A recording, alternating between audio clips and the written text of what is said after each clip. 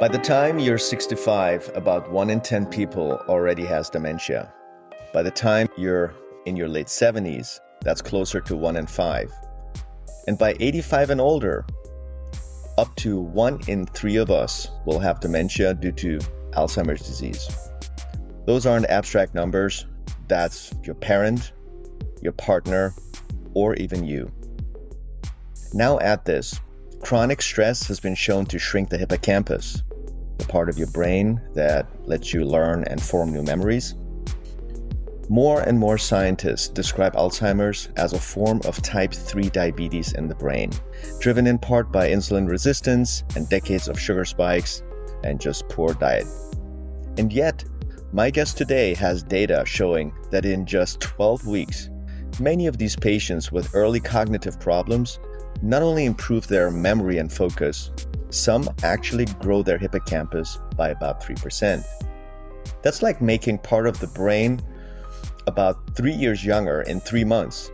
So the uncomfortable question is this: are we quietly engineering our own future dementia with our stress, sleep, and poor nutrition? Or could we in 12 weeks start to reverse early brain decline? Today, we're going to push into that questions with someone who's spent his career on the front lines of dementia and Alzheimer's. So welcome back to the show. I'm your host, Dr. Daria Hamra. Today, I'm joined by my very good friend and colleague, Dr. Majid Fotuhi, MD, PhD, who's a world-renowned neurologist and neuroscientist right around the corner from me. He earned his PhD in neuroscience from Johns Hopkins University and his medical degree from Harvard Medical School. And he's now adjunct professor at the Mind Brain Institute at Johns Hopkins University. He also teaches at George Washington University and Harvard Medical School. Over the past 3 decades, he has pioneered multidisciplinary brain fitness program that combines a comprehensive brain portfolio assessment with 12 biweekly sessions focused on lifestyle optimization and cognitive training. His work shows measurable benefits in patients with memory loss due to aging, concussions, ADHD, and early Alzheimer's. He is the author of several books, including the upcoming The Invincible Brain, the clinically proven plan to age-proof your brain and stay sharp for life, endorsed by people like Sanjay Gupta, David Perlmutter, and Michael Roizen. Dr. Fotuhi, welcome back. I might call you Majid. Welcome back to the podcast. It's great to have you here again. I think the last time we talked was 2 or 3 years ago, I believe, and a lot has happened for both of us during that time. So I want to start right at the deep end with you. So based on everything you've seen in your research and in your clinic, how much of dementia we're seeing today do you believe is actually preventable? Not in theory, but in real people with real lives. First of all, thank you very much for having me on your podcast. I really appreciate it. It's always a pleasure to talk with you. Of course. I think it's hard to put a number on exactly what percentage can be prevented. It has a lot to do with people's lifestyle choices and daily habits. But in my opinion, only 5% of late life Alzheimer's disease is genetic. In other words, only 5% of people can develop it no matter what. 95% of people have a soup of different problems in their brain that has resulted in their cognitive decline, and many of those are reversible and treatable. So in my book, I talk about how, as you said, dietary factors and stress and sleep can each chew away on parts of the brain that are important for memory and cognitive functions. The cortex, which is the outer layer of the brain, and the hippocampus, which is a pair of structures the size of your thumb on either side of the brain. These two structures can shrink or grow with your lifestyle choices. So I think that, about up to 95% can be prevented. And the sooner you start, the sooner you can see results. In my practice, 80% of our patients who were in their 70s improve their brain function. And these were people who had mild cognitive impairment. These were people. How do you, for people here listening, they don't understand what mild cognitive impairment is in layman's terms? Like, Yeah. if I'm thinking right now, am I MCI, mildly compromised? Like, what does that exactly mean for the regular person? mild cognitive impairment is a condition between normal aging and Alzheimer's disease. Someone with mild cognitive impairment may repeat himself or herself several times during the day. They may have changes in their personality or their ability to do things, but they remain independent, and they function at their baseline. So that's not when I get out of the house and I realize I forgot my keys, or that's not cognitive impairment. No, that's called age-associated memory impairment. Age We're all associated memory entitled impairment. to have some memory lapses, like forgetting keys, forgetting appointments. Those kind of things are a part of life, and they happen, and they don't necessarily mean anything. But when somebody asks, "What are we doing for this? What are we doing this evening?" and let's say the spouse says, "We're going to dinner at a restaurant," and an hour later, "What are we doing today?" or "We're going to a restaurant this Same evening." question And then an an hour hour later, "Honey, later. what are we doing this evening?" And they have no recollection of Mm, that conversation at all. But the same person may be still buying and selling stocks, getting together with friends, mm, travels, cooks, does everything else. mm. It's just that the memory or some brain functions have declined, but the person remains independent. That's the main distinction. And so Once you that's lose, what you call the mild cognitive impairment. yeah, That's what once that you is. lose independence, once you can't do the things you used to do, that's the cutoff that we call dementia. And as you said, the most common form of dementia is Alzheimer's disease. And so give me an example for that. So we know that you don't remember the question you asked an hour ago. What's a step further then? Yeah. So let's say the person we're just talking about, let's say he keeps asking the same questions, and then one day he's coming home and he gets lost driving to their own home.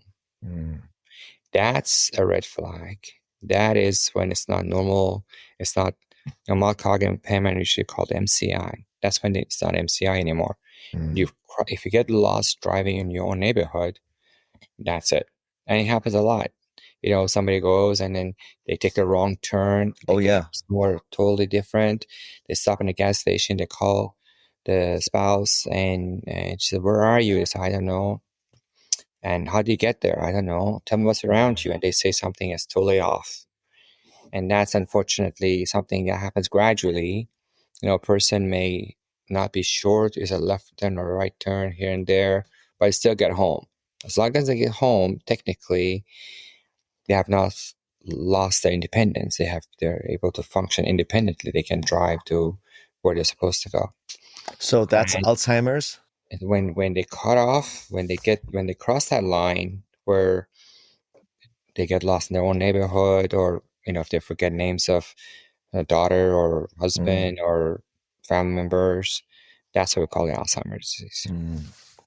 And Now, different forms of dementia, mhm. we can have vascular dementia, frontotemporal dementia, Lewy body dementia, the whole different forms of dementia. But Alzheimer's is the most common form of dementia. And so these days, Alzheimer's disease is almost used synonymously with dementia in general. So when we look at the numbers now, 1 in 10 people over the age of 65 and 1 in 3 over age of 85, based on some statistics I looked up, with Alzheimer's dementia, basically have Alzheimer's dementia. So that's pretty sobering. Like after the age of 85, it seems like to me that's the biggest crutch during aging. So if we take those statistics now seriously, what percentage of those cases, in your opinion, didn't have to happen if we had aggressively addressed things like lifestyle and or vascular risk earlier in life? Are we talking like 10%, 30%, 50% or more? I think only, I think to be fair, once you get to your 90s, I think there are some genetic things that happen in people's brains, because at some point we all die. I mean, it's not like if you eat healthy and you exercise, you never die. Eventually, as much as you do everything, there are genes and say, okay, time to go, and they kick in. And when they kick in, a few years before it, the brain is the first organ to show that we are closing shop. Mm-hmm. So I think 90s is when, I think the genetic makeup says it's time to go. And the brain is the first organ to show that process.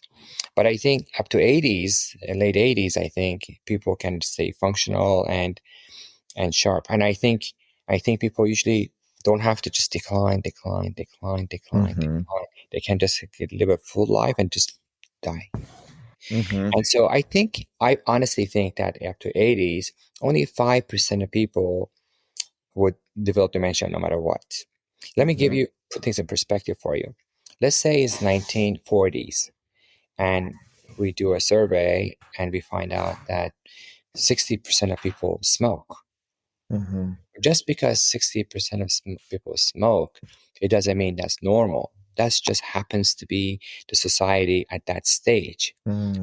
Once upon a time, the average age expectancy was 50s, 60s, even early 1900. I mean, Dr. Alzheimer's died at the age of 53 himself Mm-hmm.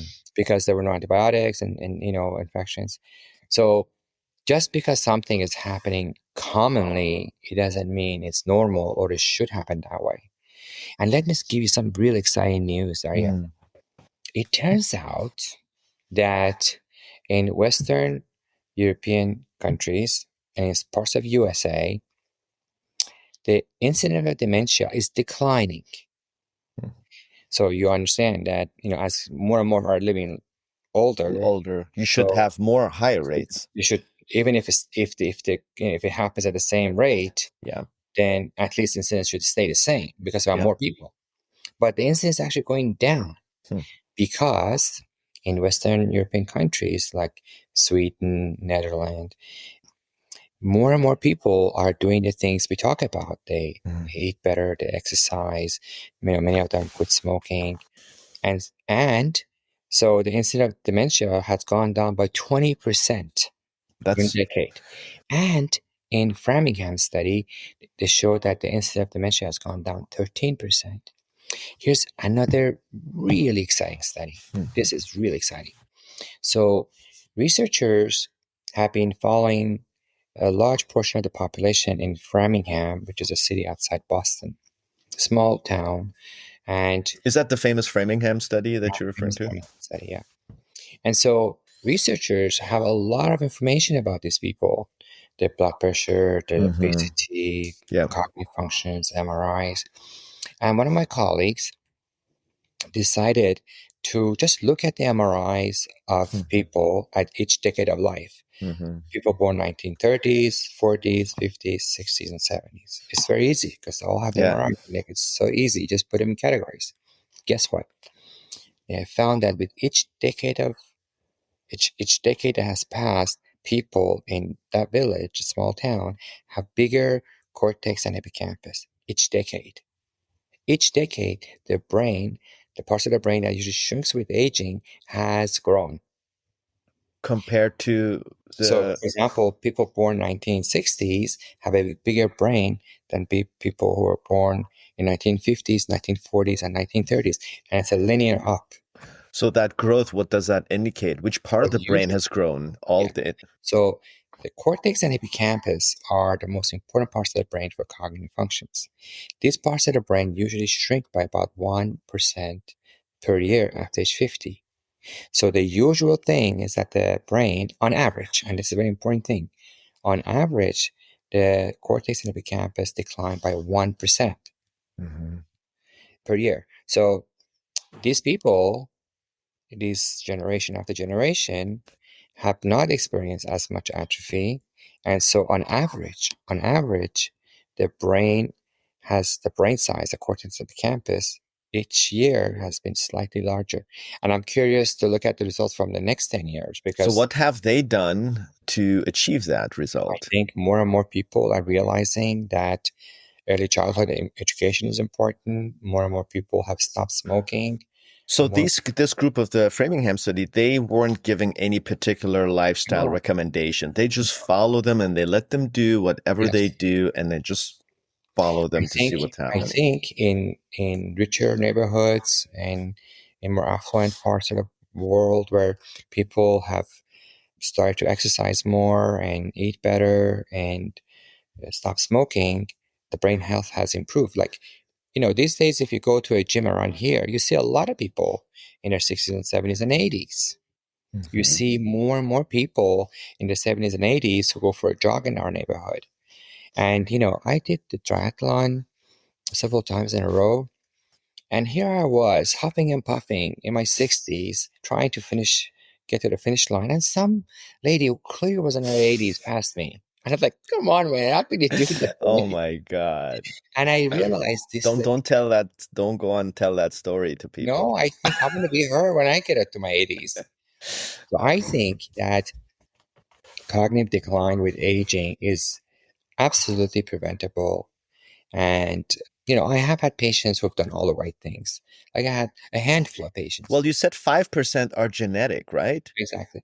So, example, I had a patient who was a wonderful lawyer, had been a successful lawyer, exercised, ate right, very nice, in good shape, no obesity, nothing. Everything good, everything about him How was about good. stress? I mean, lawyer and Probably had stress. some stress, but for the most part, he had done things right, Mm, and he did have a family history as well. mm, So, but he is such a minority of my patients that I vividly remember him. Everybody else will improve, and he actually remained stable. He did our program, and he had he had we do the MOCA scoring, the cognitive scoring. His MOCA score, the cognitive testing score, had remained the same, and I told him, you know you have done the program for 12 weeks. Our program is only 3 months. You cannot do things on your own. But he liked coming to our brain center, so he used to come regularly. And so he continued the program like 3 months, 6 months. And I think he actually benefited from it Did because cognitive function, he was someone who would have declined much faster if he had not done the intensive brain training and everything else with it. But everybody else, all my other patients, improved. It was really rare that somebody did not have an improvement in the cognitive functions. And these are people 60s and 70s and some in their 80s. So I so? think I think our attitude toward Mhm. I think that our attitude toward aging and cognitive decline needs to change. We have to realize just What as is it now? What is our attitude now? I think the general attitude with aging is that everything is downhill. Mm. Your body fails, your brain fails, and you just fade away and you die.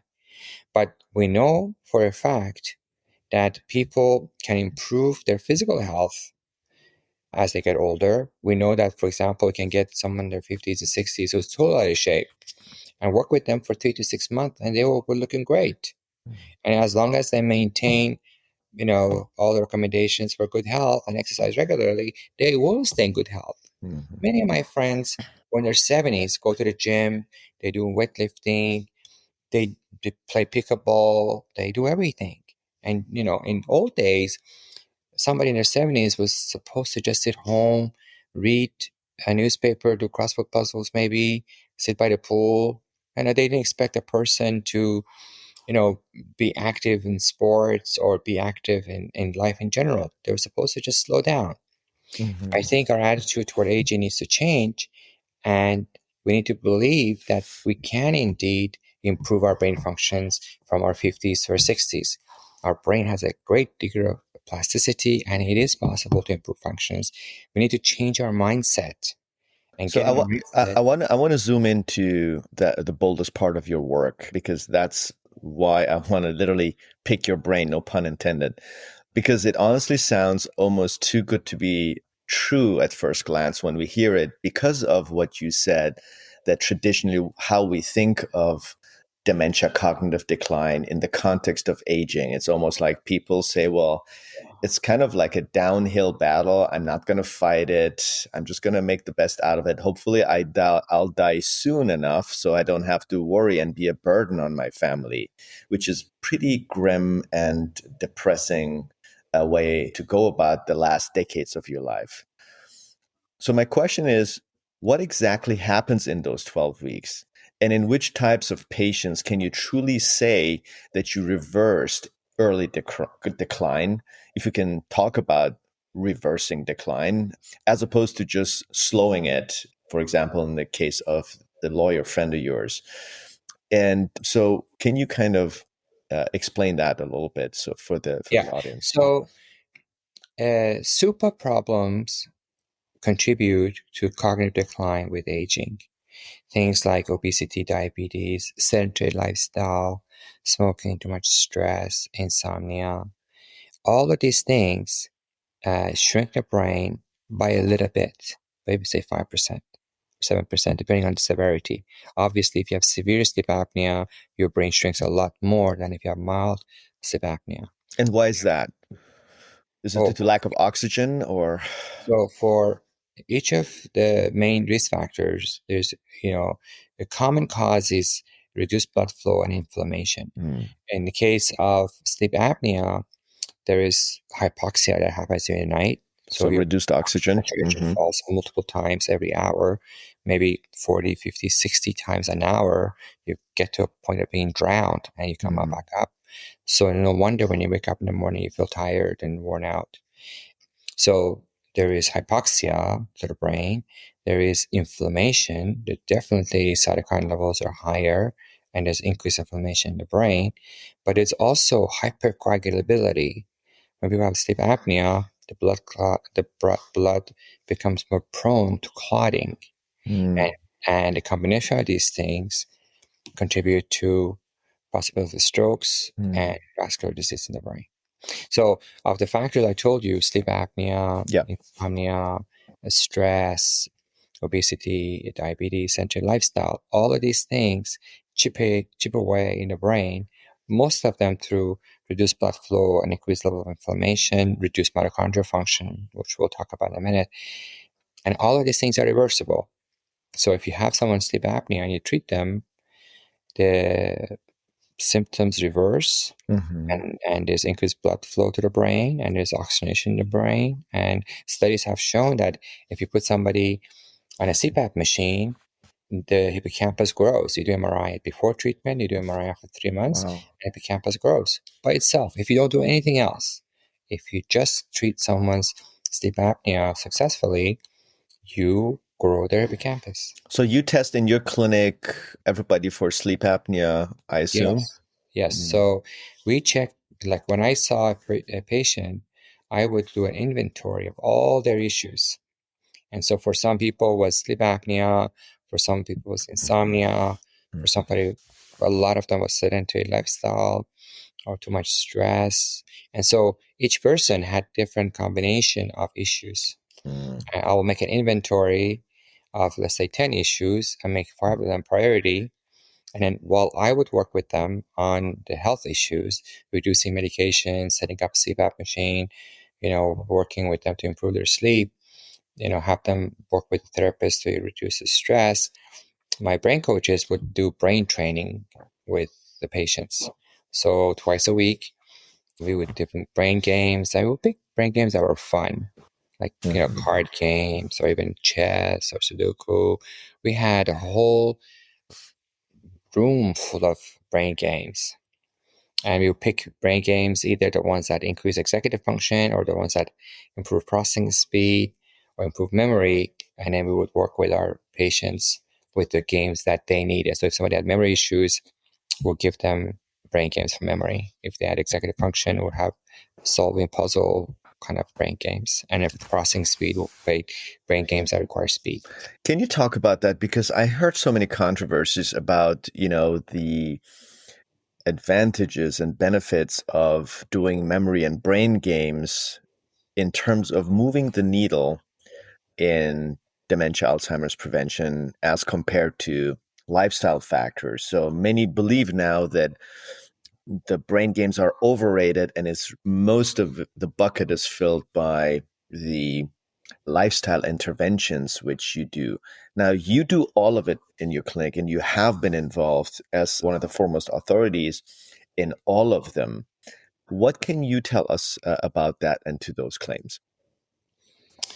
I think you have to appreciate that what we call dementia or Alzheimer's disease is overall decay and shrinking of cortex and hippocampus. And there are things, what I call 5 pillars of brain health: diet, exercise, sleep, stress reduction, and brain training. These 5 pillars of brain health can contribute to reversing the cognitive decline that happens with aging and to increasing the size of cortex and hippocampus.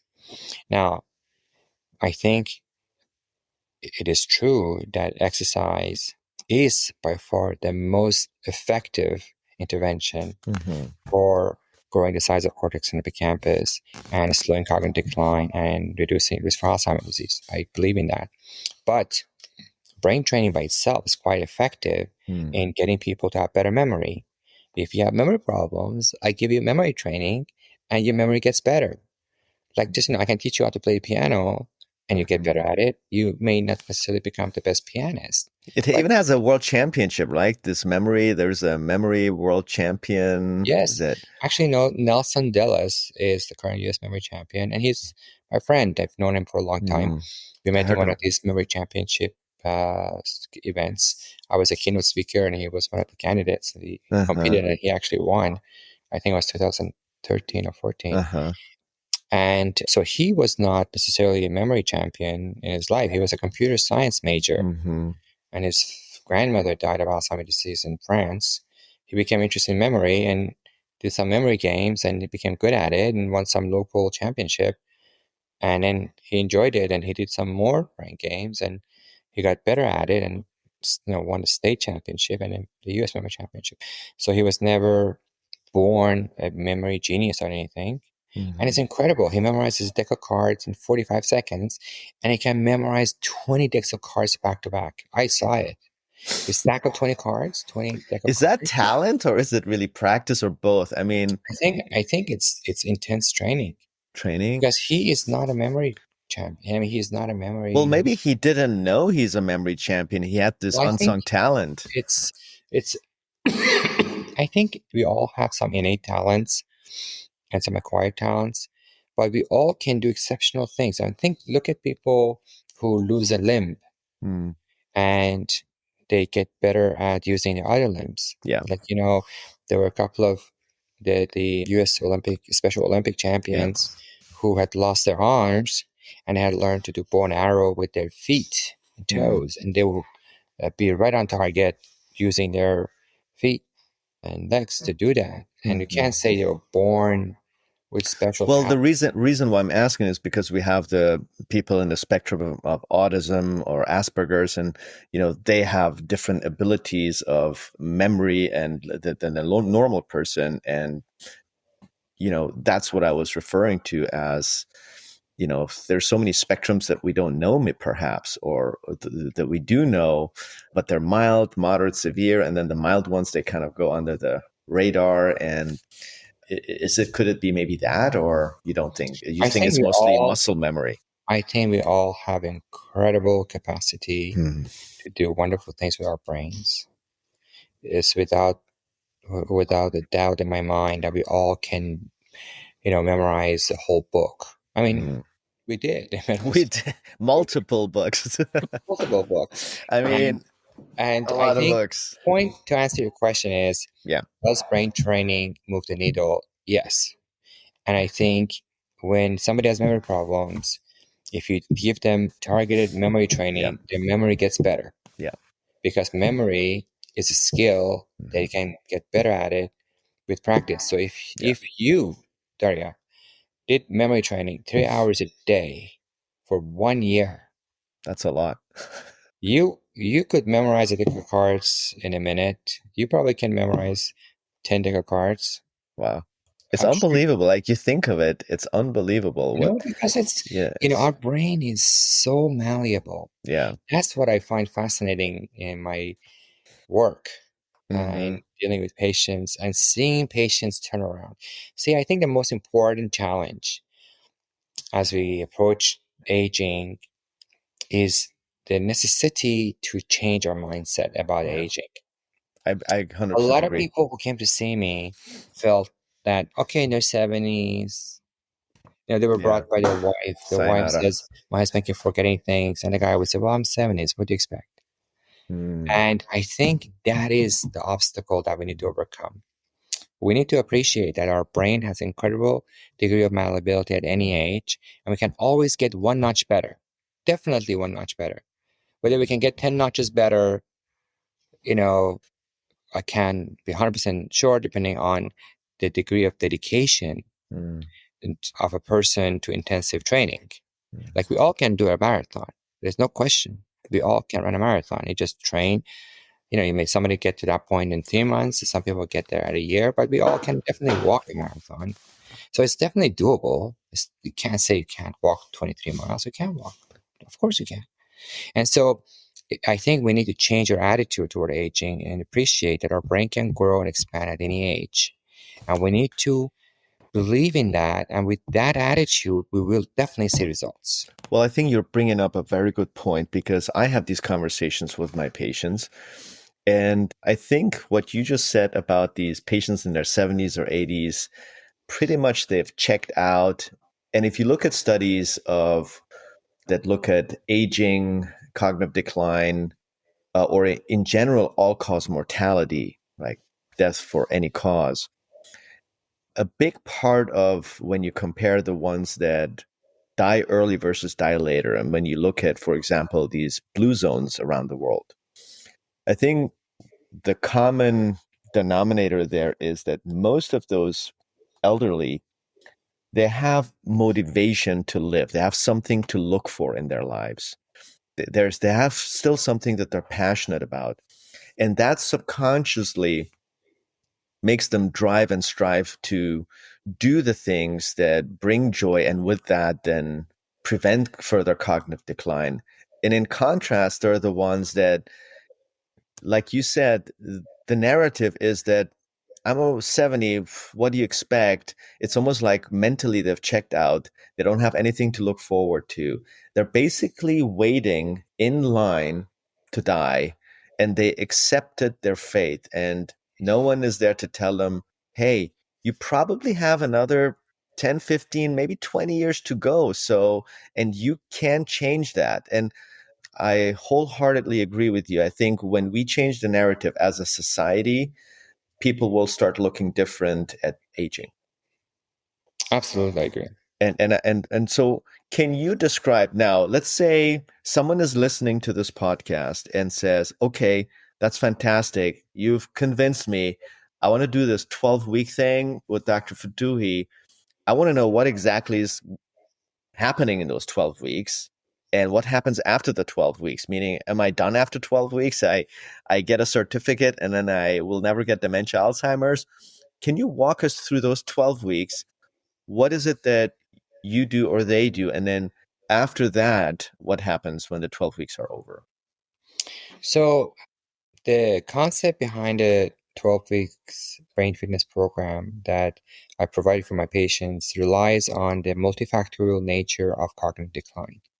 In other words, everybody has a different reason or a combination of reasons for having experienced decline in their memory, processing speed, or executive function. And so the first step in this process is evaluation by me to go through index of 20, 30 things. So in my book, which is coming up in March, I happen to have a copy Yes, here. the Invincible Brain, everybody, coming out in March Invincible Brain. 2026. Yeah. I have provided a list of things I check. I Mm-hmm. call it a brain portfolio. And in brain portfolio, I go through a checklist of things. The first thing on the list is your purpose. Why do you want to do this? And what you just said is extremely true, which is if you have a sense of purpose in life, Mm-hmm. that's a driver that makes you want to live longer. Yeah. That's the incentive to want to be healthy and sharp. And that is the thing that a lot of people don't pay attention to, and they don't even consider it. The other thing I have, I'm just going to go through this with you, is what are your short-term goals? Like some people want to have better memory, some people want to think faster. So we need to establish what you want to do. Like when you go to a gym, you want to work on your biceps, you want to work on your core. Like our cognitive abilities arise from our cortex and hippocampus, and we have the capacity to hone in specific parts of the brain that we want to work on, just like we can work on different parts of the body. Then I ask them, what percent of your usual baseline are you? If somebody tells me they're 10% of their baseline is one thing. If somebody says they're 0%, or somebody says, oh, I'm only 20% different. So that also gives me an indication of where they are. And it's very subjective. What some people say I'm 10% of what I used to be 10 years ago. It's hard to believe that you've lost 90% of your cognitive abilities in 10 years. Yeah. So obviously you're exaggerating, but it's good to know. And I document that. And then I say, who's your role model? Who do you want to be? Because again, it's just like going to a gym. Do you want to be like a hunky guy, or you want to be fit and run fast? And the thing is, and this is the thing that I think we will be doing in the next generation of medicine, where we can actually sculpt the brain we want, just like the way we can sculpt the body we want. And it's doable. It's not science fiction. It's totally doable. So those are the first things we do. Then I ask people 40 questions. Do you have kidney problems? Do you have liver problems? Do you have lung problems? We do a review of systems. And this is where I discover things. For example, root causes. Ask about how many flights of stairs can you go up? Can you run a mile? Can you run 2 miles? Or do you smoke? Or how much do you drink? How many hours do you sleep? Do you snore? How many conflicts do you have? How's your sex life? So I go through 40 questions with them. Again, my job is to establish a baseline of where things are and identify a handful of things that we want to target in order to achieve the goal we want, which is the goal that our patient describes he or she wants. So once we know that, I do some blood tests and I check like B12 level, vitamin D level, omega-3 levels. And there are new Alzheimer's blood tests that I have not used, but those are potential options that I can do for my patients. Then comes the important thing. I do a VO2 max testing. I used to do VO2 max testing. VO2 max is an indication of a person's endurance. It's the maximum amount of oxygen a person can use per minute per body weight. So if you are in your 40s and you are very athletic, your VO2 max would be 50. If you're 20s, it may be 60. If you're 70s, it may be 30s. But there are easy ways to do a testing. And also these days, you can go to your phone and find where your VO2 max has been already recorded. Then I may order hearing test or sleep study or heart stress test. So these are things that help me identify how if not everybody who snores has sleep apnea. So then we establish whether they have sleep apnea, how bad it is, because it makes a difference, or how many hours they sleep. So every person may get 2 or 3 additional tests. Sometimes MRIs, not everybody needs MRI. So then I do 2 questionnaires, which are neurocognitive questionnaires and neurobehavioral questionnaires. There are about 30 questions that say, for example, one of the neurocognitive questionnaire asks from 1 to 10, how bad is your difficulty concentration? So 10 out of 10. How bad do you have difficulty remembering names? Say 10 out of 10. How bad are you in navigation, trying to find your way around? 2. How bad is your difficulty with calculations? 8 or 3. So everybody has different cognitive functions. Now we're getting to nitty-gritties. And a neurobehavioral questionnaire asks, how's your mood? Are you irritable? Are you bored? Do you have fatigue? Do you have headaches?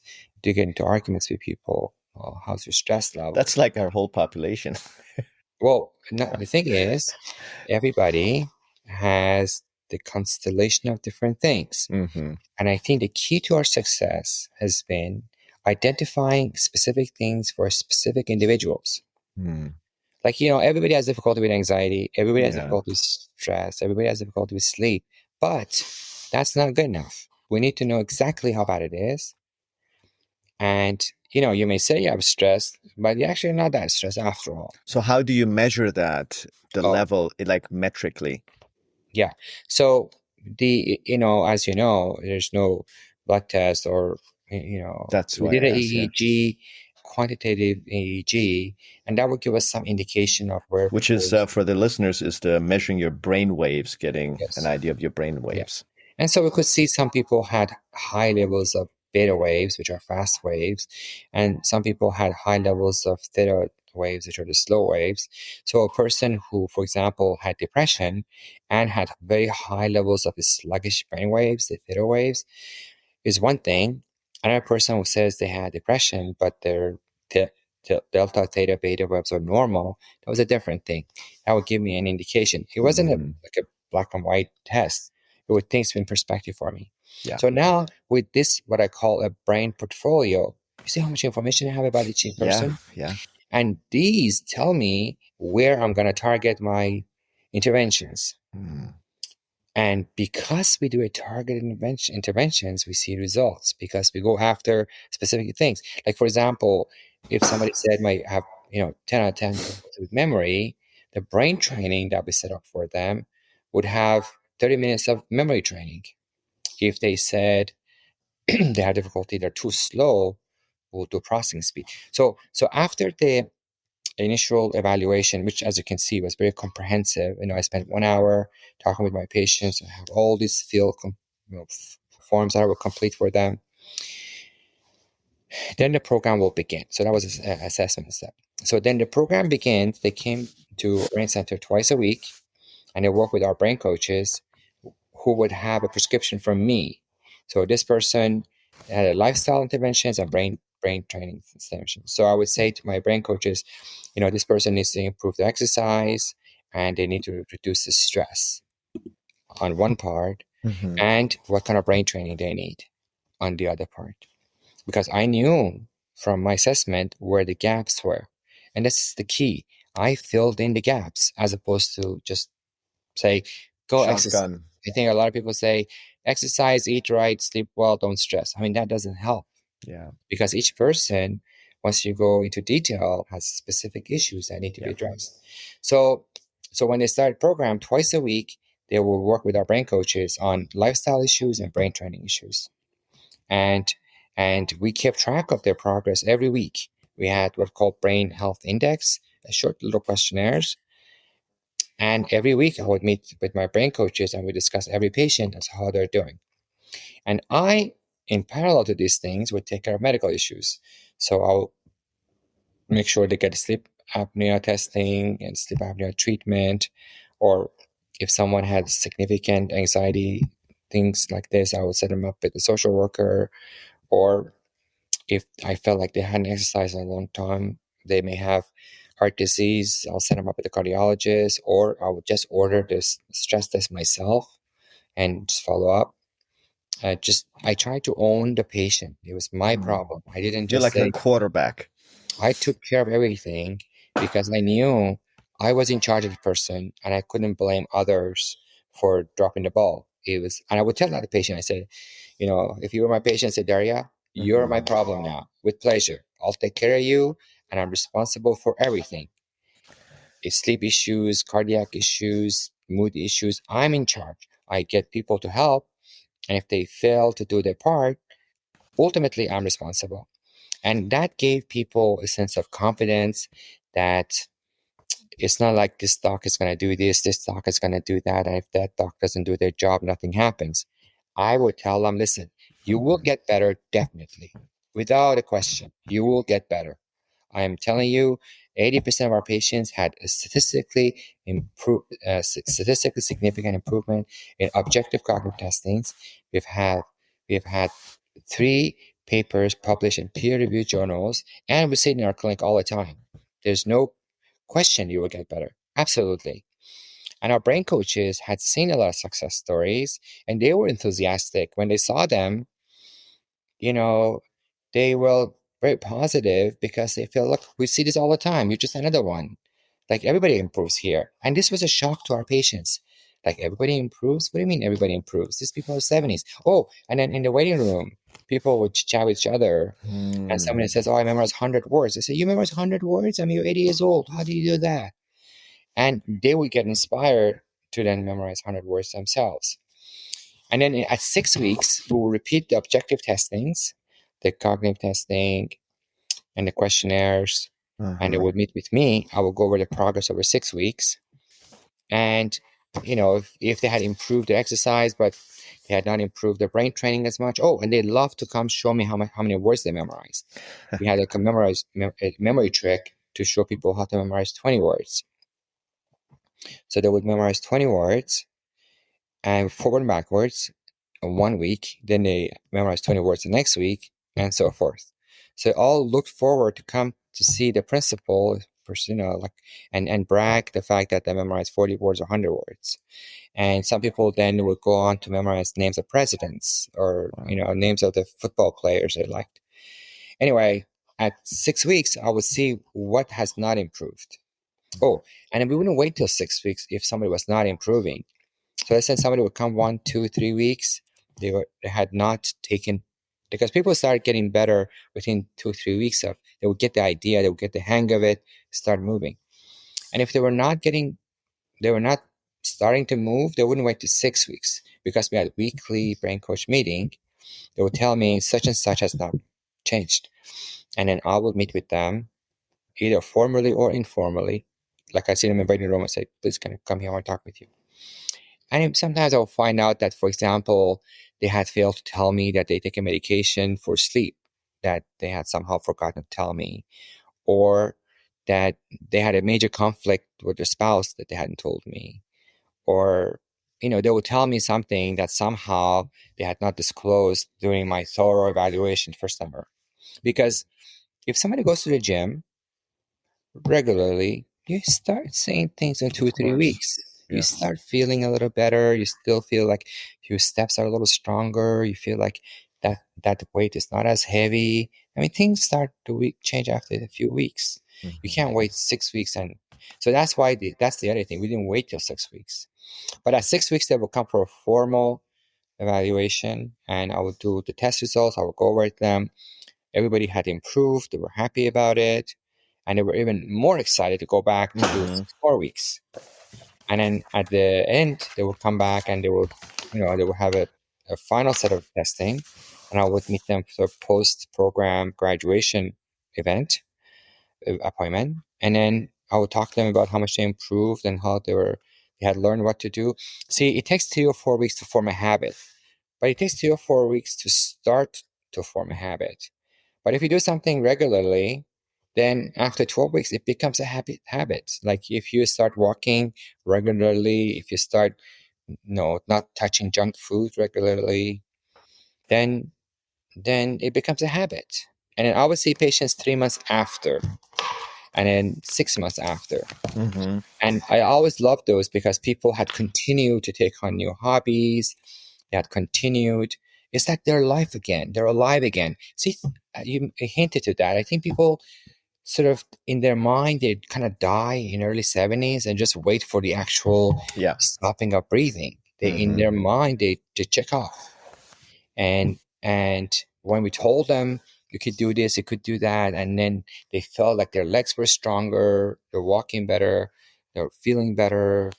They had started to do things in their church. They take up new volunteering work. They were a new person, full of life, full of doing things. And the part I love the best is when patients came to me and said, Dr. Fotuhi, you changed my life. Dr. Fotuhi, this was the best thing we ever did after I've done my life. Dr. Fotuhi, why what you do is not available elsewhere? Why have you just why do we have to find you through just other people talking about it? Why is this not standard of care? And that's when I decided, you know what? I need to do something beyond just saying a few thousand patients a year and 10 patients a day to do things. The things I do don't require special equipment, are readily available. And so why don't I change focus and write my book and start giving public lectures, educating doctors? One of the things I plan to do in the coming years is to work with physician groups to make this program a part of their brain training program, what I call super ager program. I think we need to set a goal to become a super ager. I I think you're love that. definitely on path. Like if I had I somebody love that. I had No, I 100% confidence that will become a super ager, it will be you. no, I love that. I mean, the one analogy you gave comparing the brain to our muscle, and essentially the brain is a sort of a muscle because it has the plasticity. It can grow, despite what we learned in medical school that neurons can't grow. What 30, 40 years ago. So that is, I think, will completely change the narrative, not just for our society here, I think globally. And for context for the audience, like you retired from that clinical practice because you felt like you can't help enough people. And now you're trying to bring that message on and scale that message through education, through authoring books, through academia, etc., which you've always been part of academia, but now you're doing all of that full time. Yes, and I look forward to doing more of it because, as I said, I'm talking to some medical practice groups, and if I talk with the leaders of medical practice that has 1,000 or 5,000 patients, or Mm-hmm. if they have 20 or 100,000 patients, and if they incorporate this program, something similar to it, into their programs, then I will be able to touch the lives of hundreds of thousands of people. 100%. And that's the reason we talked before the podcast about my book, and that was my motivation too. It's fascinating because I felt I can only make my mark on few people, but how can we scale the message? And one of the questions I had for you, because just for context, in the past 2 years, I've changed my practice.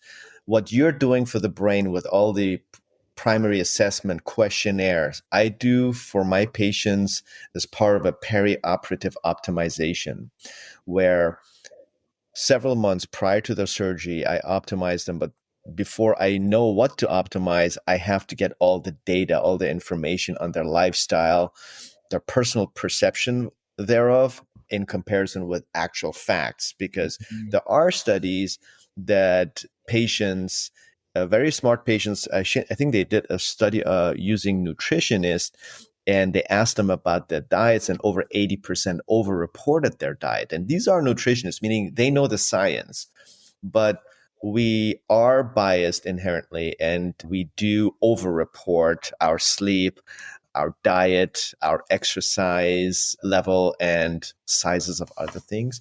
But what, in your estimation or in your clinic or in your studies, have you seen this overreporting, and how did you weed through it? How did you assess that? And also, a follow up question on that is, during those 12 weeks, how did you deal with non-compliance? In other words, how many patients ended up graduating the 12 weeks, and how many said, yeah, I don't think this is for me? Yeah, the attrition rate was 7%. Attrition Only rates seven seven, or seven. oh, that's low. Only 7% of people did not complete the program, of people who started program. That's And pretty I think good. the reason was because when people started the program, they start feeling better within weeks. I mean, the moment they memorized 20 words and they went home and they told their grandchildren they memorized 20 words, they were a new person.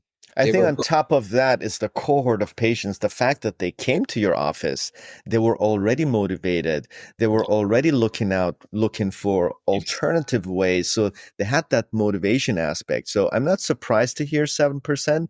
And you have that cohort of highly motivated patients seeing results within 2 to 3 weeks. I mean, they will, I wouldn't be surprised if they asked you if they can continue the program beyond 12 yes, many weeks. people did. I think what we told them, and some people did do the program another 12 weeks Hmm. because we obtained objective test results. So going back to about perception, Yeah. it was very interesting that somebody would say my memory is horrible, and then we do objective testing, and their memory was at a level at 90 percentile for someone in their age group, because we scored the cognitive test results based on their age group every 5 years. Mm. So 63-year-old may say, my memory is horrible, I can't remember anything. And we do testing. The testing shows the memory is at 90 percentile for their age group. So they underreported. In other words, they They feel that underreported their memory is memory. a lot worse than it appears to be. Now, that happened especially in educated people. And I told them, listen, I understand you're a lawyer or you're a physician, and your memory at baseline was probably 200% average. This is average people, it's not educated people. However, you need to know that your memory is not about to fall apart, and you're not at the verge of developing Alzheimer's disease. You're still, compared to average population, way up there. And I will get you even better, because what matters is they're happy, not the numbers. Mm. And vice versa. Sometimes people say, my memory is not that bad. It's my, I feel like I'm slow. And the memory was like, 10th percentile. I think And that's a these are classic. people, I think this is a classic phenomenon of the Dunning-Kruger effect, where people that are you familiar with the Dunning-Kruger effect? There are two social psychologists. They compared confidence and competence, meaning they wanted to see is confidence related to competence and vice versa. So they saw that people that lack competence, it's like a U-shaped yeah, curve. So on the exactly. left side of the Yes. curve, you have the incompetent I with know. high degree of competence. And then Good as they question. learn, the confidence level bottoms out. So they're like, oh, shoot, there is much more that I need to know. And then as their competence level rises with time, with education, training, and so forth, then their confidence level goes up too. But what they found out is that the highly competent ones that have high confidence, they possess this degree of intellectual humility that makes them underreport their actual competence. And I think that's what could happen with the very highly intellectual people that you meet that underreport their memory. They said, I don't think my memory is as good because their standards are high. They're very competent, but they don't go out and boast out, say, "Oh yeah, my memory is great," and they're in the 10th percentile. So I it's think fascinating. you probably see this in your line of work. If somebody comes in and say, my nose is horrible and this, and you look at the nose and say, gosh, your nose is great. What are you talking about? Yes. Well, I see that a lot actually because I'm like yourself, an educator and teacher. I see that a lot on the fellows and residents that I train and teach, and or other people early in their career. They have a high confidence level, but their competence isn't very high, and it's a little dangerous, right? Because you will basically omit yourself the opportunity of learning, thinking you already know everything. So that way, then you're not open to learning something new, and that's very risky. And then as you learn, you realize, oh, there's so much I don't know yet. So I better, humble up a little bit and start, Yeah. educating myself. And then slowly, then the confidence level goes up. So I see that a lot in the education department. And that's why you see all these pseudoscientists and influencers on social media. They read a headline. They don't even know, they read some abstract of an article. They don't even know how to read a scientific article. And then they completely misinterpret it. And it's cognitive bias, right? They just use the narrative that fits their belief. And then they go out, they get millions of views. They have gazillions of followers, and then they create these movements of the pseudoscience, and then people get confused. So we see the Dunning-Kruger effect full blown on social media, and that's why I made it my mission to bring real science and interviewing and having people like you on the podcast, where the recommendations are based on true science and data and not some opinion or fad. But I want to continue more on the lifestyle because I think it's important. So a lot of the stuff we're talking about is really fascinating, especially for me personally. But for the audience, I want to give them some actionable and practical advice to go home with, where they can start. if they're motivated to change their lifestyle, and if they have something to look out for, maybe they just got a new grandchild, maybe they got remarried at age 70, and now they have something to look forward to. Now they're motivated to improve their lives, their memory, their health.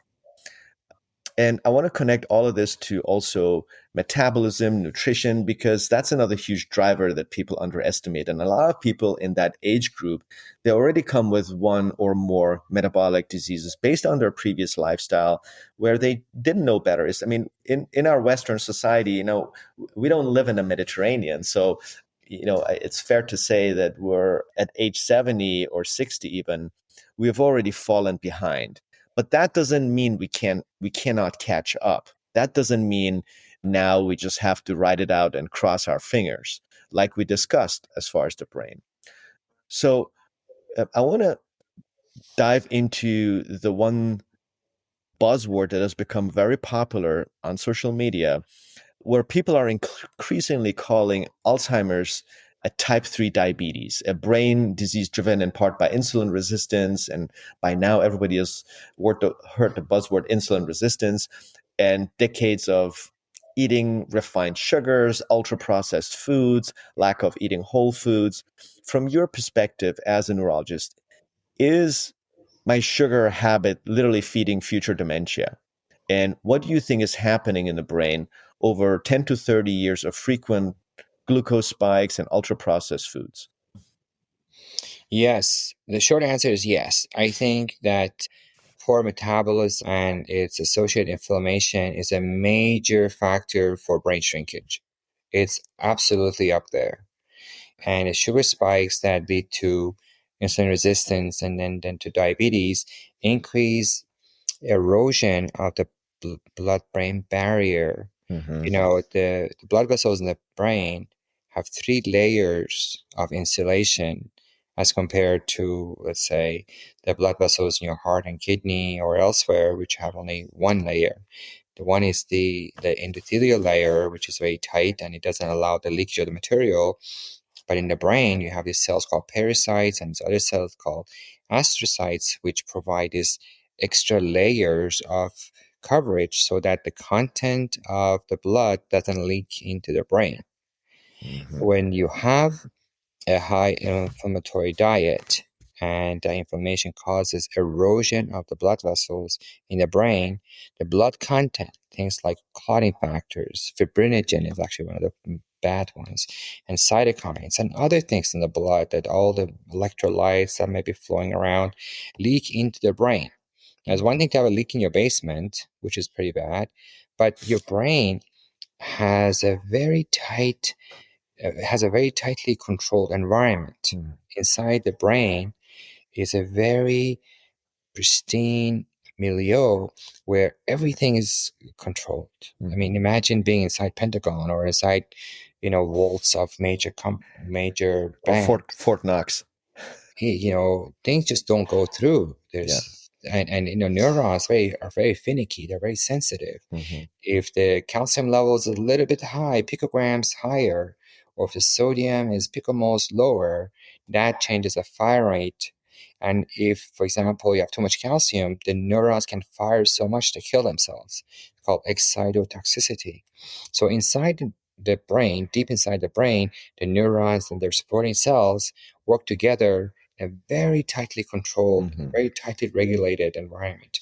There's no room for clotting factors and cytokines and red blood cells and things like that. So poor diet causes inflammation. Inflammation causes erosion of the blood-brain barrier. The content of the blood gets inside the brain, and that causes havoc. That causes wreck problems everywhere inside the brain.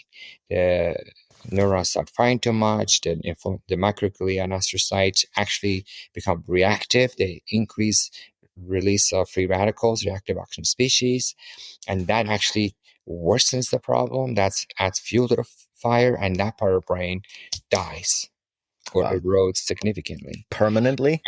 And well, the one thing about the brain is that it's incredible malleability and I mean, how much wiggle room do we have? How much recovery room do we have neuroplasticity. once Yeah. that happens? So there we go. So it's called brain reserve. In other words, how much of a brain integrity and capacity have you developed over the years? Let's say you're 45 years old, 50 years old. In these four or I five wish. decades, have you been eating right? Have you been sleeping well? Have you done brain training? Have you Hmm. exercised? If you've done the right things, your brain has a high reserve, which means you can erode 10-20% of it and it's still functioning.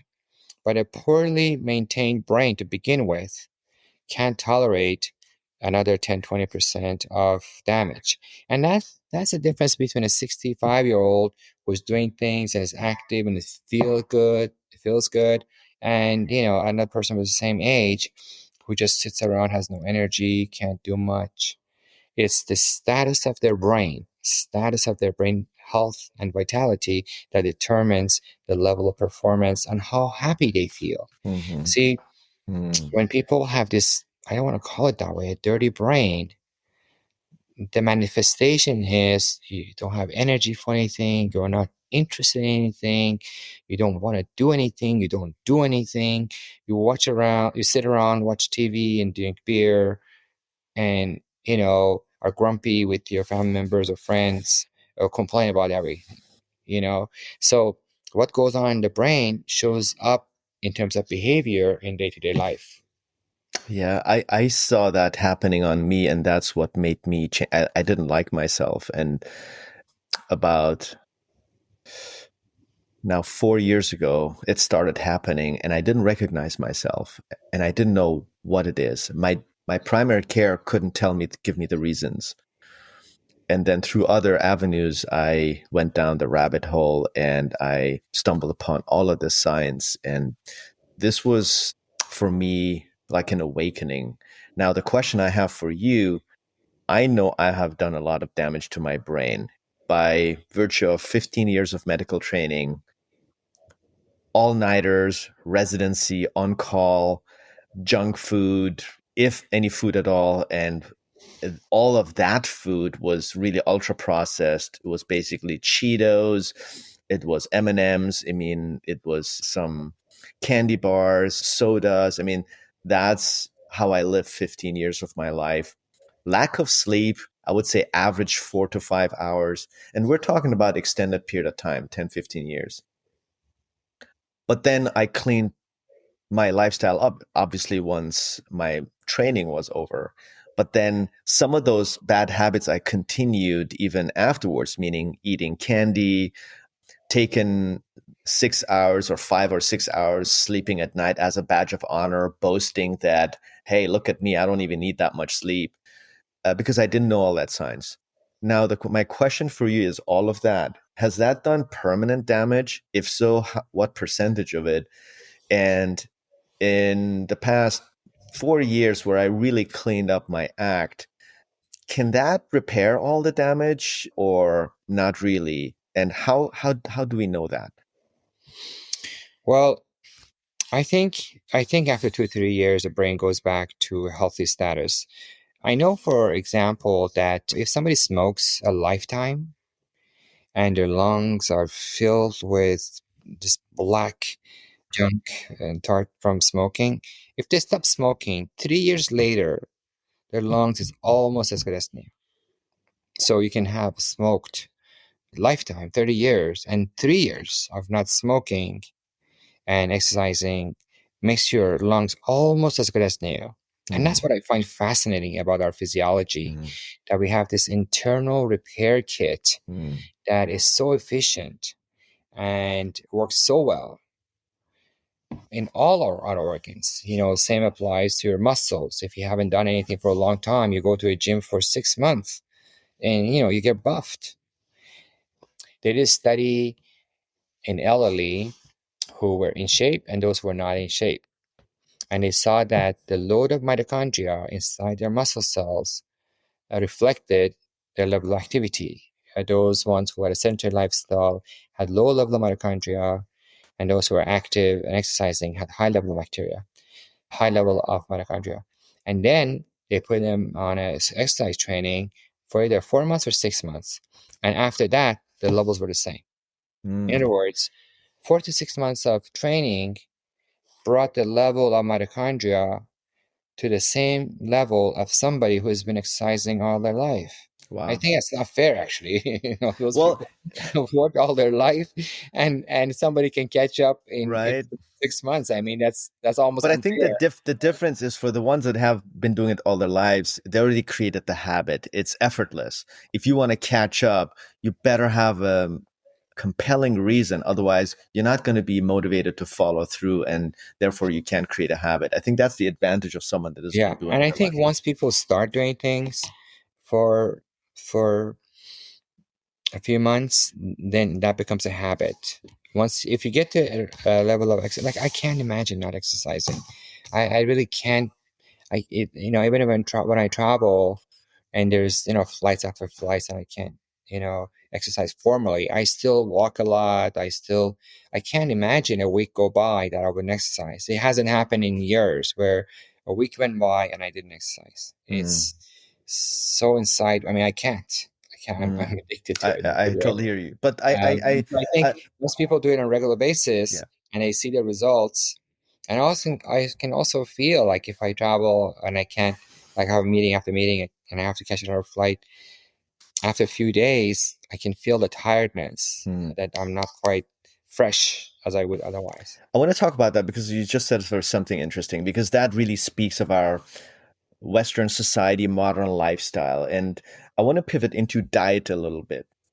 We often, and you talk about brain foods and diets that are good for your brain. In one of the very classic and studied actually diets is the Mediterranean food and the mind diet, the mind study, and so forth. We live in a society, we live in times where what you just said, people work, they travel. We don't get to prepare the ideal Mediterranean diet. So first, I want you to tell us what that diet consists of, but then also I want to frame it such that in today's world and society, realistically, only maybe half or a third of our society is able to consistently maintain this ideal diet. So the other aspect is also you connect diet with gut health and stress and all of that. So it's not just one thing. We already discussed it. It's not just exercise. It's not just diet. It's not just mindfulness. It's a plethora of things. It's a combination. It's a this soup. But talking about diet, first talk to us about what is the ideal diet and what solutions do you have for people that are not able to sustain and maintain that type of ideal diet? I think the diet is actually very simple. It's a lot easier than you think it is. The simple rule is this: don't eat junk food, period. If you don't eat junk food, I'm happy. Mm. I'm fine with it. Don't worry about the details of the Mediterranean diet. Don't worry about, what exactly is contained in that diet. Just don't eat junk food. No candies, no cookies, no muffin, no donut, no French fries, no processed food, So no. pretty much you're asking us not to eat anything. Well, no. I'm joking. I think you have choices Yeah. to what to buy when you go shopping. You have a choice of buying that box of cookies or not. You have a choice of buying, bagged vegetables or bagged this and that. And that's the thing that needs to change. If you do that, I'm happy with it.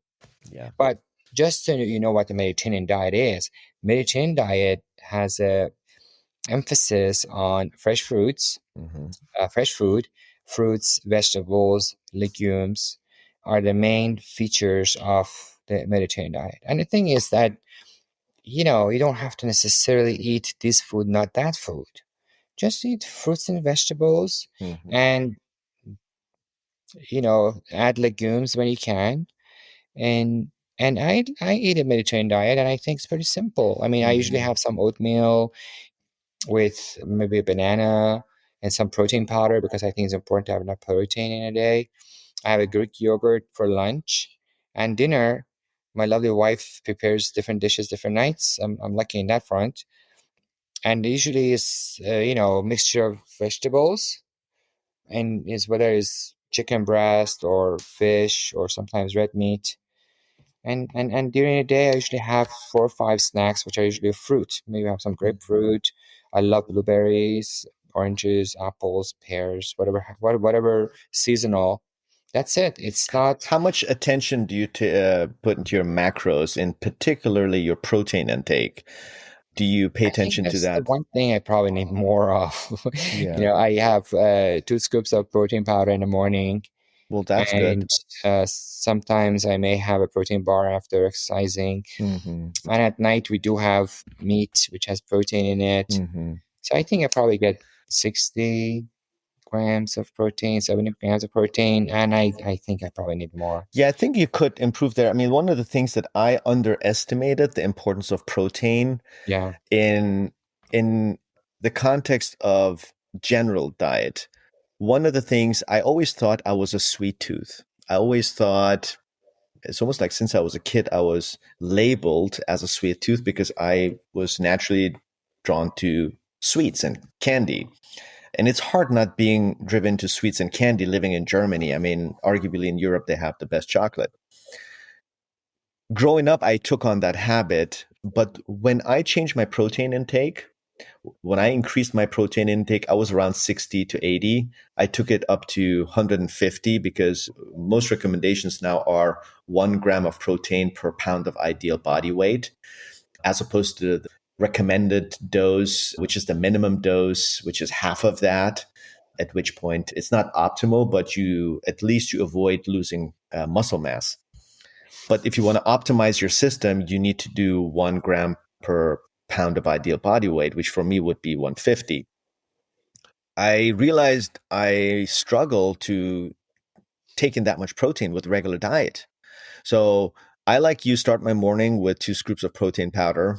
And so I load up my system in the morning with at least 30 to 40 grams. So I start high. And then the rest, I try to eat my proteins for lunch with legumin, lentils, beans, tofu, basically vegetable protein, that contains protein. And then at dinner, I have meat, salmon, steak, chicken, and then I get another 30 gram out of that. And then I can hit my 150 throughout the day. And throughout the day, I may add a protein snack. So all my snacks are protein. So I focus on that. And then I start my morning early. Since I've been doing that, my craving for sweets have gone to zero. You put a bowl of M&M in front of my face, I won't pick a single one. Before I had enough protein, I would finish it. You would have to fight me and take that bowl away from me, and I would chase you. I would hunt you down. And that's the one revelation that really made me appreciate a proper diet that is satiating much more than I thought. And I think one of the main factors of having that satiated feeling is giving your body enough protein where you don't start getting the shakes, where don't start getting hungry or hangry in my case, and then craving the dopamine hit that the carbs would give you. And instantly, it was so easy. It didn't require any effort for me to cut out the ultra processed stuff and the snacks just by giving myself enough protein. Now, in regards to diet, my second question was that, well, now that we live in a society, because people work, people travel, people have kids, people have stuff to do, and they might not be lucky like me and you and have a beautiful wife that is a foodie or can prepare great food that is on the same page. Some people don't have a wife, and or some people have a wife but or a husband that they're both, you know, have busy lives. They have many children still in ages where they need to take care of them. They just don't have time to even go shop properly. But I agree with you. I think it starts all by in the grocery store. Which aisle do you go to? But at the end of the day, you still have to have time to prepare that. We often diminish the value of supplementation, of supplements. You know, protein powder is a supplement, a protein bar is a supplement. But when it comes to other supplements like vitamin D, omega-3 fish oils, vitamin B12, folate, all of these supplements that we know over a third of the population are lacking because their nutrition is not optimal. And when people talk about those are just expensive urine, but that in the same time, we know a third of our population, especially the older we get, the more malnourished we get.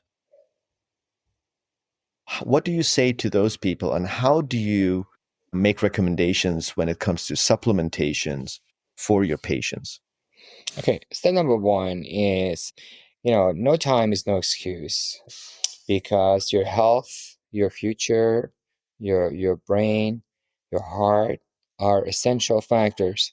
And if your work is too much and you can't do that, then you need to rethink your life.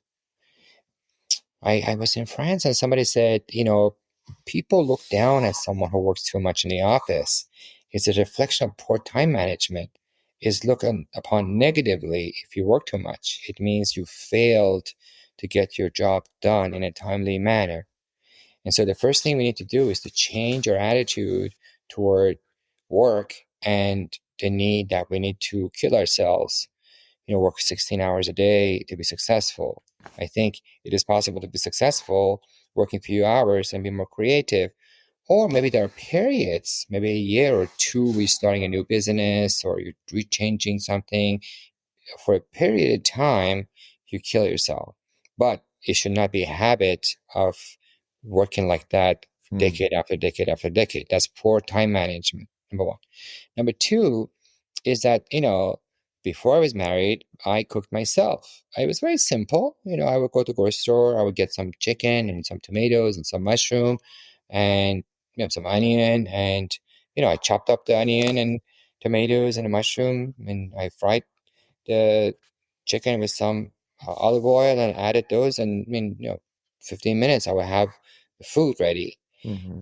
So I think really we need to decide what is our priority and is our health and well-being secondary to our work.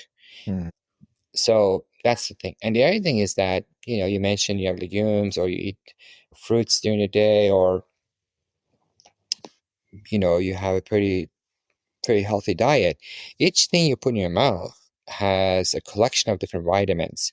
Some of them have high zinc, some of them have high other minerals, and some of them have protein. And I'm really against vitamins and supplements in general, because how does a person sitting in a pharmaceutical company or some vitamin making company know what individual person is lacking?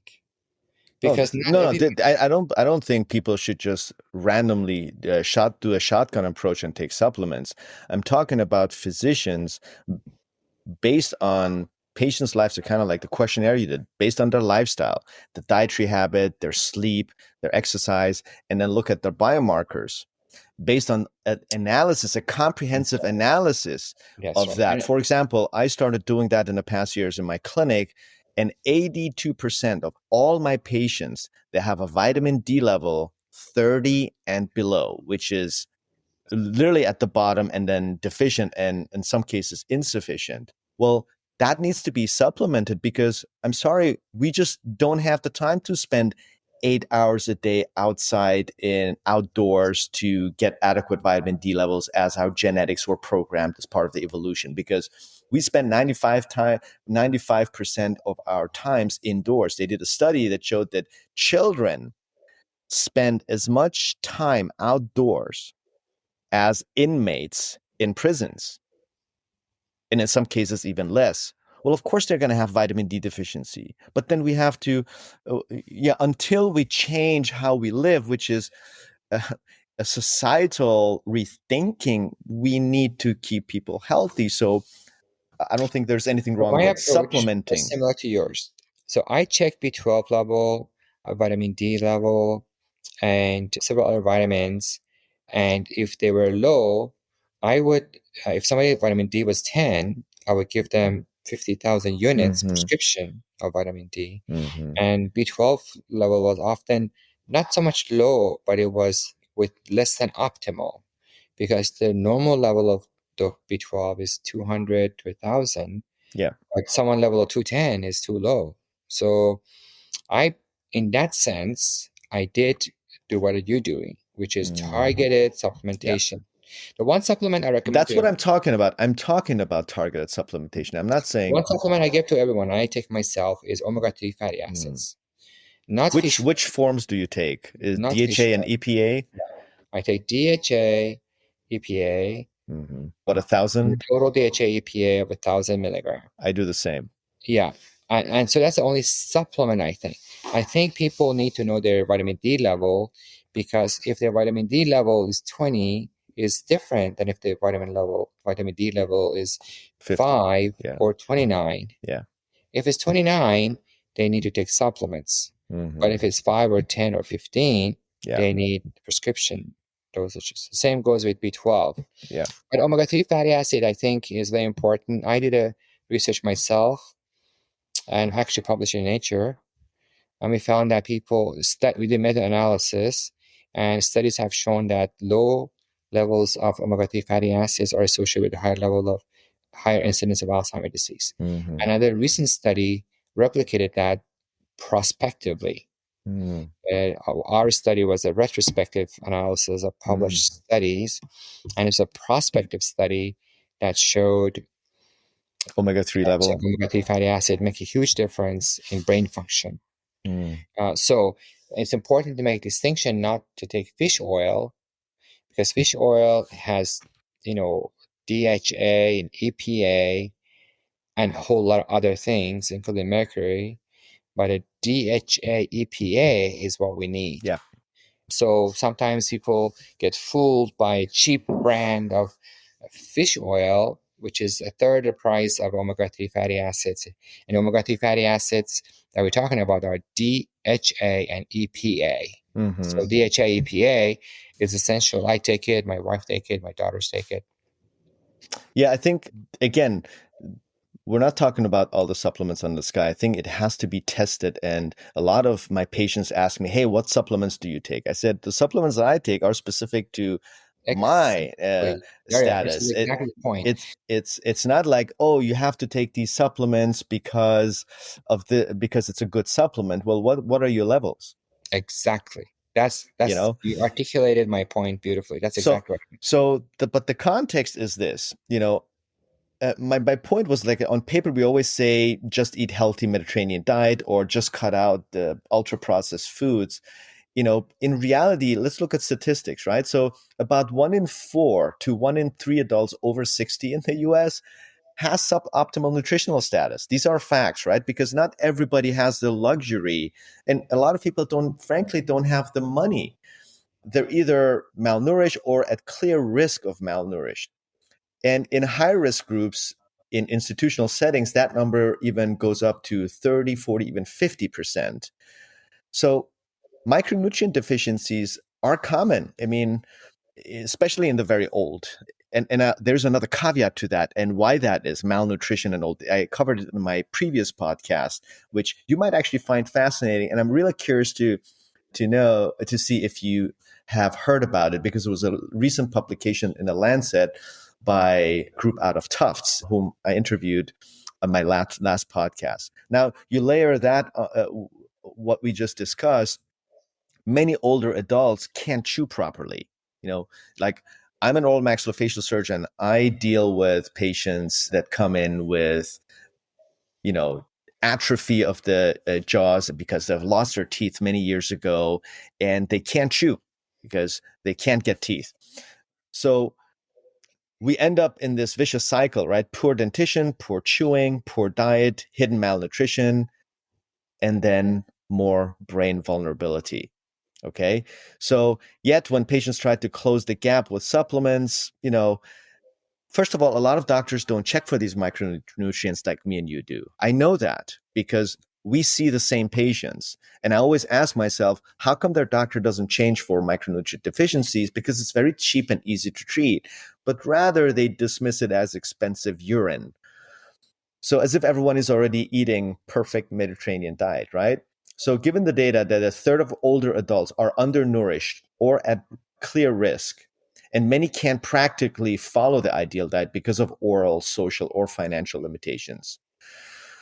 I think we gotta reframe the conversation about supplements is such that me and you just did, and we have been doing in our practice. And so the study was interesting that showed the number of the teeth that you have in your mouth is correlated to your all-cause mortality. And they published it in the Lancet. The cutoff was if you have less than, or you have more than 10 teeth missing, which is, a little less than half your dentition, your all-cause mortality goes up by 50%. Why is that? And your risk of diabetes goes up, right? So here's the causality in all of this.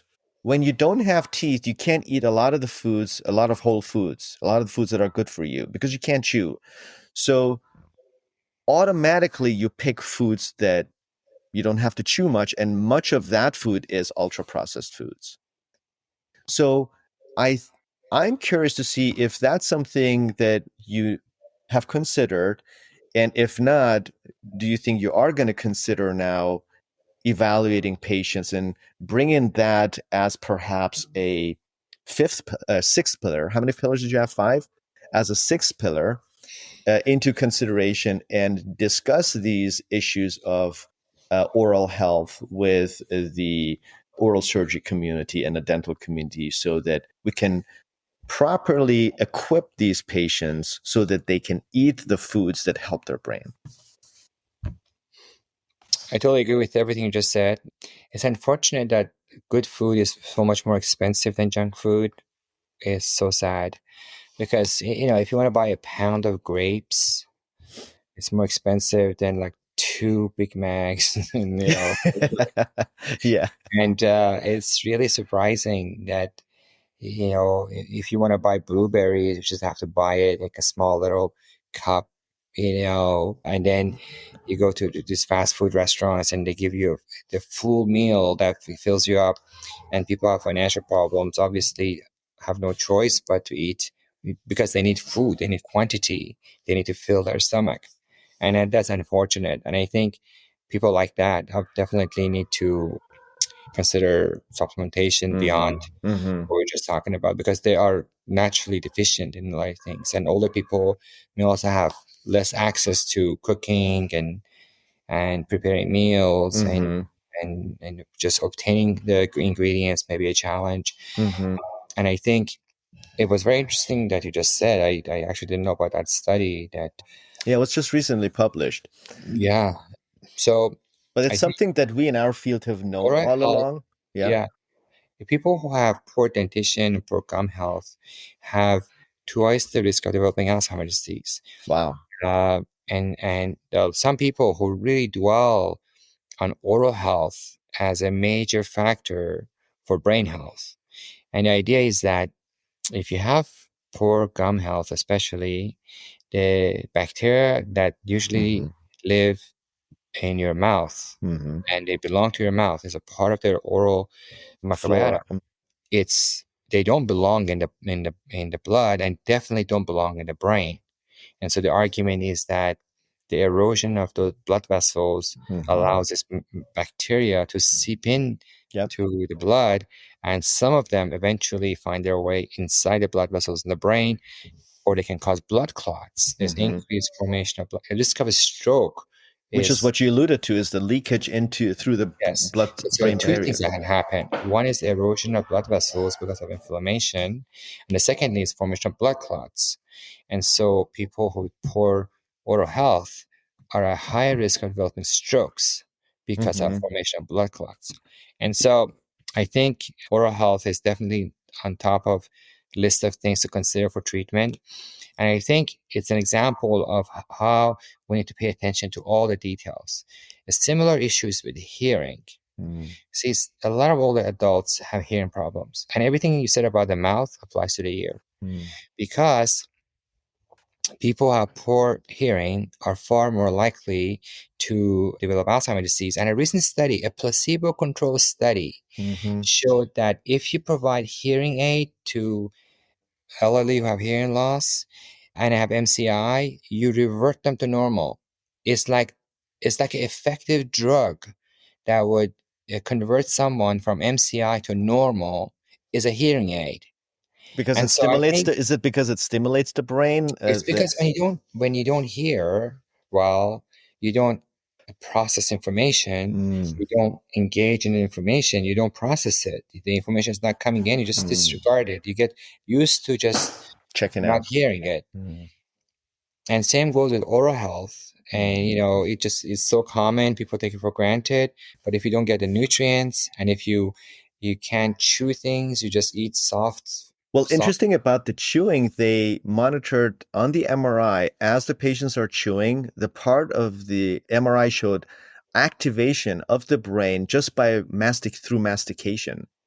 Yeah. So And they actually recommended, and they did a study where they showed that if you, for example, chew gum before you want to memorize something, or let's say you just read something and you want to make sure that you remember most of it, when you chew gum, because your brain gets more active, you will have improved memory function of that. And so it's fascinating to think of how external factors, hearing, seeing, chewing, talking, listening to music, through activation of your brain, can improve upon this plasticity that you talked about. And so that's yes, something, it's absolutely. fascinating. You Just just chewing, summarized chew it so gum. well. I think our brain is like a muscle. The more you use it, the stronger it gets. And one way to use it is to apply information. And that's why hearing or vision loss can affect the brain. I must say, I hadn't heard about chewing part. Yeah, it is. They did an MRI analysis of chewing and it just No, lights up. related, although I don't know how to explain it, is that one study showed that people have a smaller temporalis muscle, have a smaller brain. So But why do they have a small temporalis muscle? Probably because they're not chewing. I mean, I don't know. I'm no, just I think in pulling that it out of. study, they found a correlation between a smaller temporalis muscle and a smaller mass of muscles throughout the Muscle in body general. Yeah. in general. I don't know why they do correlate, but they do. In any case, I think the bottom line is Interesting. a lot of people get older, have a lot of little problems. Mm-hmm. A study published in Lancet in 2024 showed that 45% of dementia cases in the world can be prevented through 14 different interventions or addressing 14 treatable conditions. And this was a major publication in Lancet. It's one of the most commonly cited papers. This is not like my program where somebody came in and did, diet, exercise, brain training, Mm-hmm. everything like with the way we did it. They just looked at epidemiological studies to determine what factors contribute to dementia and the burden, how much of how much they attribute to cognitive decline and dementia in the world. And so they found things like diet, stress, sedentary lifestyle, hearing loss, vision loss, high cholesterol, a Mm-hmm. lot of common medical issues we see in our patients contribute to dementia. And if those issues addressed without doing anything additional, without doing brain training, without like necessarily doing anything extra, if you just address the treatable medical conditions that need to be treated anyway, hypertension is one of them. 45% of dementia cases in the world could be prevented. Just think of it. So 45% That's of dementia that's cases in the world unbelievable. And how can be. many billions of dollars? What we've spent $1 billion on treating amyloid plaques and tar, and all these Alzheimer research for researching medication to treat Alzheimer's, where the problem 95% of the time is the root cause that, like you said, 50% can be treated. So do Yeah, you think we've wasted a lot of time, money, and resources and just advanced some scientists' careers by researching Alzheimer's, where most of the research has been going towards treatment rather than prevention? I think a lot of people who do research, they're honest, sincere people doing research, I think amyloid has gotten more of its share of attention than all the other contributing factors. Why do you think? Unfortunately, The question is why. I think the question, part of it is because people want a drug for everything. And if we talk about high blood pressure and cholesterol and stress and poor diet being a factor, that's not something you can make a drug for and treat it. A lot of pharmaceutical companies and researchers falsely have believed that if they just stop the amyloid, they cured Alzheimer's disease. First of all, I think Alzheimer's disease is not a good name for the cognitive decline that happens with aging. See, in the brain, you have plaques and tangles, which are hallmark of Alzheimer's disease. However, you get Alzheimer's because your brain shrinks due to a dozen reasons, the super problems. And plaques and tangles are the two of the super problems. And so you're naming the whole brain problem after one Yeah, feature. it's a And I wrote an article about this in 2009 about how we need to reconsider and call Alzheimer's disease, mild cognitive impairment, moderate cognitive impairment, and severe cognitive impairment. Because if you call it severe cognitive impairment, you don't blame it on one or two factors. You're just saying you have heart failure.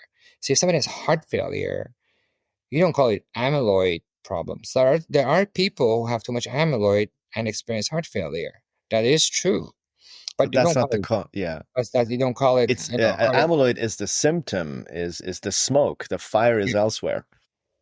So I think the problem is this, that amyloid has gotten more of its share of attention in the past 2-3 decades, but it has not always been like that. Things change every 40, 50 years. In 1950s, blood vessels were a problem. There was called hardening the arteries. What we call Alzheimer's now used to be called hardening the arteries. And 50 years from now, people probably will look at something else. And I think it's human nature to just follow the leader. And sometimes a group of people become particularly powerful and they set the tone for who gets these grant approvals. So if you have a grant application for Alzheimer's disease and you talk amyloid, you're a lot more likely to get funding than if you work on some protein unrelated to amyloid. I think a lot of our research is guided because of what you just said. And until that changes, we will be chasing our tails for decades, spending billions of dollars in resources, where a lot of people make a lot of money, they make careers for themselves, but the consumer does not benefit from it. The patient Yeah. doesn't benefit from it. And I wish we had in the medical profession more of the Fotuhis and the people that actually treat and look for the root cause and make a huge impact. I mean, the numbers that you were saying, they are mind blowing. And I, I, I know because I talk to colleagues, I'm pretty sure that majority is not aware of that. And yet you have spent what, 3 decades of your career just doing that in your backyard, and now you're going out and trying to shift the paradigm after 3 decades of failed Alzheimer's research. I think once our system changes in how we fund research, then we can advance medicine much faster than we already have been and not rest on our laurels. Now, Yeah, here's one more interesting statistics, which is fully confirmed multiple times. Stroke is the number one cause of disability in the United States, and it's the second leading cause of death in the world. And 80% of strokes can be prevented. 80%. yeah. Just think of it. And of course, strokes or reduced blood flow to the brain is a major contributor to cognitive decline and what we call Alzheimer's disease. And so an 80% reduction in stroke would be a huge reduction in Alzheimer's disease. And it's by American Heart Association. This is not just somebody just making this up. It's reported year after year after year. Is it 83%, 80% of strokes in the world can be prevented through treating the modifiable factors like as hypertension, obesity, diabetes, sedentary lifestyle. These factors, not smoking, all these factors can prevent the number of strokes, 80% of strokes. And stroke is the number one cause of disability, number one cause of disability in the United States. And you can reduce by 80%. I know. And why hasn't it happened? Because a stroke doesn't have an amyloid. The stroke doesn't have one target. Thing that we can medicate. Yeah. Yeah. Stroke requires exercise, weight loss, poor, healthy diet, activity. Well, think of the financial burden alone, the financial burden that it carries with it once a patient has stroke and survives a stroke, similar to people with severe cognitive decline. I'm not calling it Alzheimer's, I've learned, so I'm a good student, with severe cognitive decline, CDI, that simply the financial burden on our society that it imposes. If from both a health perspective for the patients, the social aspect of it, and then the financial aspect of it for our society. I hope that changes. I hope that through social media, through podcasts, and so where we're not relying on certain groups where there's groupthink involved or there's hidden agendas, we're not relying on traditional media to maybe put it on the evening news. Through podcasts, through social media, we can spread. And I believe, and at the very beginning of our podcast, you said something that you said, in the past decade, the number of Alzheimer's has gone down.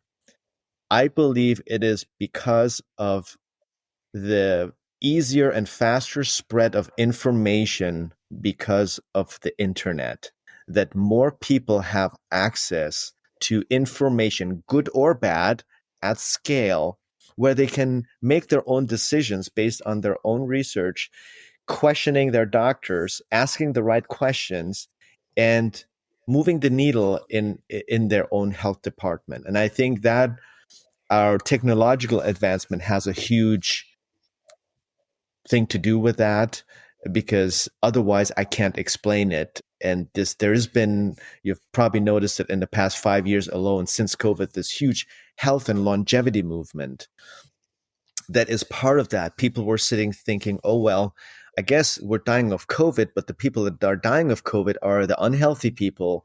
So, let me put two and two together. If I get healthier, I have a lesser chance of dying of COVID. How can I get healthier? And all of a sudden, people have become more aware become more health conscious, and their health IQ has risen. And I think that in part has to do with it. And I'm very optimistic about the future. And I'm very optimistic that I feel the cat's out of the bag, and it's going to be a big change is coming in the next decade. And I'm really excited about that.